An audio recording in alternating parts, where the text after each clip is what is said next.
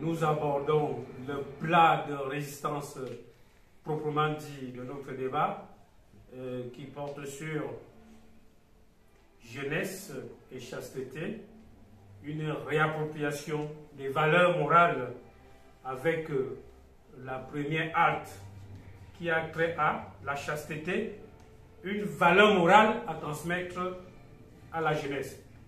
Alors lui, Bélibi, en tant que personne ressource de ce panel, dans quel contexte notre président du Conseil des sages rédige cet enseignement? La parole t'est donnée. Merci, monsieur le modérateur, pour la parole donnée. Je vais une fois de plus adresser mes remerciements et un bonjour particulier à Papa Claude Olivier Adjaba.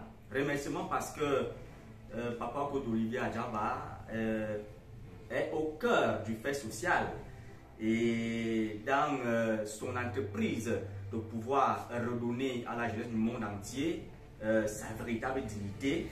Papa Claude Olivier Adjaba fait un constat qui mérite d'être relevé parce qu'il nous dit ceci: la débauche galopante de la jeunesse ne fait que renforcer la nécessité d'une réflexion axée sur la chasteté comme vertu, avec en toile de fond une réappropriation de cet élément culturel dont l'importance est à la hauteur des enjeux sanitaires, moraux et spirituels de notre temps.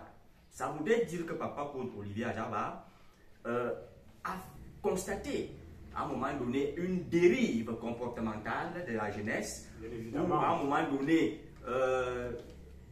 si on peut le dire ainsi, les relations sexuelles avant le mariage étaient devenues quelque chose de banal, on peut dire banal.